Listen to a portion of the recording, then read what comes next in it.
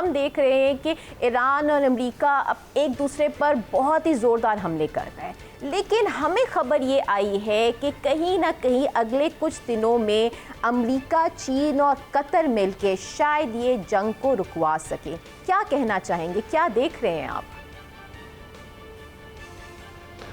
دیکھیے، بات یوں ہے کہ ایک تو یہ دیکھنا ہے کہ کیا جنگ سے امریکہ یا ایران کے مفادات جو ہیں ان کو کوئی تقویت ملے گی۔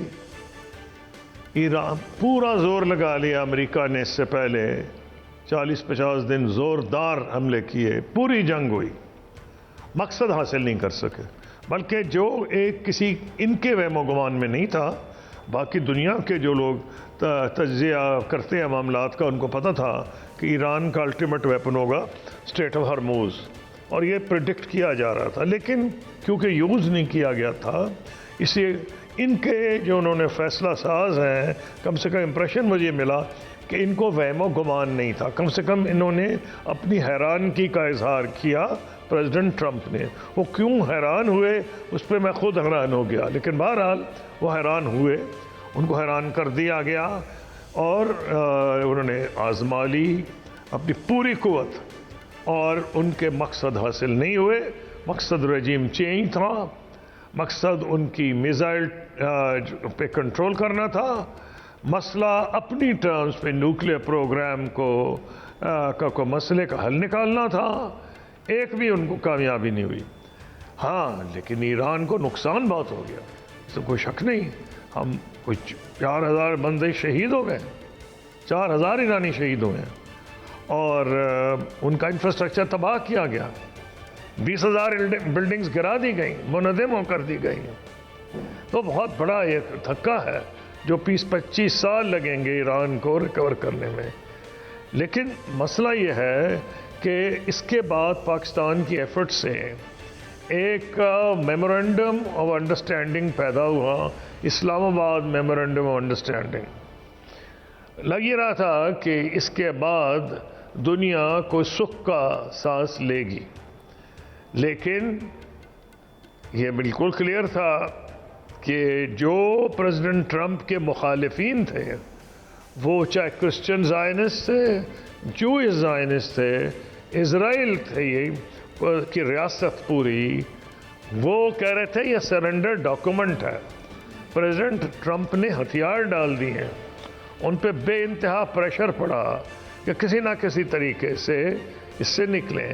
پھر جو بڑے بڑے اخبارات تھے، new York Times, Washington post اور اکانومسٹ، وہ بھی یہی کہہ رہے تھے ایک ہتھیار ڈال دیں۔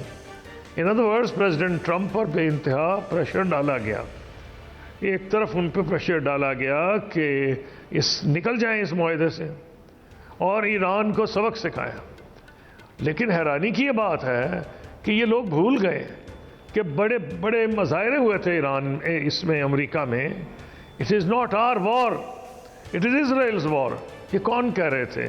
نوجوان یہودی کہہ رہے تھے، یہودی لکھاری کہہ رہے تھے، جن کا کانشنس ہے وہ یہودی سب کہہ رہے تھے، ناٹ ان آر نیم، یہ جینوسائیڈ ہے، اور یہ کہ نیتن یاہو وار کرمنل ہے۔ لیکن ان کی بات اپنی رہی تو عام یہودی تھے، لیکن جو ارب پتی یہودی تھے، جو دونوں پارٹیز کو فائنانس کرتے ہیں، وہ تو، اور کرسچن زائنس دونوں جو تھے، اور وہ ارب پتی ہیں، چاہے کرسچن زائنس ہوں یا جوئش زائنس ہوں، دونوں پارٹیز ان کے کنٹرول میں ہیں۔ انہوں نے بے انتہا پریشر ڈالا کہ کسی نہ کسی طریقے سے اس سے نکلا جائے، کو بہانہ بھی ڈھونڈا گیا۔ دیکھیں، ایک بات کلیئر ہے، میں اپنا تجزیہ آخر میں دوں گا کہ ایران کو یہ کرنا چاہیے تھا یا نہیں جو انہوں نے حملے کیے ہیں، وہ دوسری چیز ہے، لیکن میں ابھی تجزیہ کر رہا ہوں امریکہ کے نقطۂ نگاہ کا، ان کے، بلکہ ان کے اقدامات کا۔ ڈویژن تھی امریکہ میں، اور خیال یہ تھا کہ پریزیڈنٹ ٹرمپ الیکشن ہار جائیں گے، یہ بھی خیال تھا اور ڈر تھا کہ کہیں وہ، ابھی تو خطرہ تھا کہ وہ ہاریں گے ہاؤس آف ریپرزینٹیوز، یہ بھی خطرہ تھا کہ وہ ہار جائیں گے ہاؤس، یہ اس میں، سینٹ میں بھی۔ اس کے نتیجے میں ان کا بہت برا نتیجہ ہو سکتا تھا، اور وہ یہ کہ ان کا ٹرائل ہو سکتا تھا، ان کی کنوکشن ہو سکتی تھی. دوسری طرف یہی صورتحال نیتنیاہو کی تھی. ٹرائل تو ہو ہی رہا ہے, ان کی کنوکشن بھی ہو سکتی تھی. جو سول سوسائٹی اسرائیل کی ہے, جو جمہوریت پسند ہے, جوڈیشری کے حق میں ہے, وہ سارے نیتنیاہو کے خلاف تھے اور اس کو جیل میں بھیجنا چاہتے تھے. لیکن نیتنیاہو نے انسانوں کے خونوں پہ ہولی کھیل کے اپنے آپ کو یہ ثابت کیا کہ اگر مجھے ہٹایا گیا تو اسرائیل کی ریاست جو ہے اس کا اختتام ہو جائے گا. تو دونوں جو طرف پریشرز بہت تھے. ایک تو پریزیڈنٹ ٹرمپ کو یہ ڈر تھا کہ اگر وہ ہار گئے ہاؤس آف ریپرزینٹیٹیوز کے علاوہ سینٹ, تو ان کے ٹرائل ہو سکتا ہے, امپیچمنٹ ہو سکتی ہے, اور دوسری طرف ان کو تو کنوکشن ہو سکتی تھی. تو آپ کو اس سے سمجھ جانا چاہیے کہ ایم او یو کے خلاف کون سے پریشرز کام کر رہے تھے. لیکن یہ بھی سمجھنا چاہیے کہ بھئی ایران نے کیوں یہ حملہ کیا سعودی ٹینکرز پہ, اور اس کے پیچھے میں یہ سمجھ رہا ہوں اصل میں جو ایک قوت تھی وہاں, آیت اللہ خمینائی. میں خود حکومت کا حصہ رہا ہوں. حکومت ون مین شو نہیں ہوتا. باہر سے لگ رہا ہوتا ہے کہ سب اکٹھے ہیں, نہیں.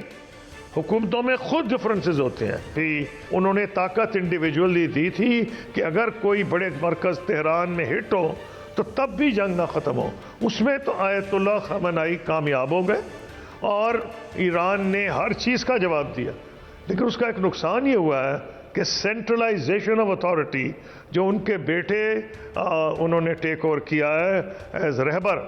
لیکن ایک تو نظر نہیں آ رہے, اس کی بھی وجوہات ہو سکتی ہیں کہ وہ نہیں چاہتے کہ اسرائیل نے پہلے جو پینیٹریٹ کیا ہے ایران کی سوسائٹی میں, اور ایران میں ان کو ایجنٹس بھی ملے, تو اب وہ پوری کوشش ہی کر رہے ہیں کہ کمیونیکیشن جو ہے وہ پرسن ٹو پرسن ہو, کوئی اور طریقہ نہ استعمال کیا جائے.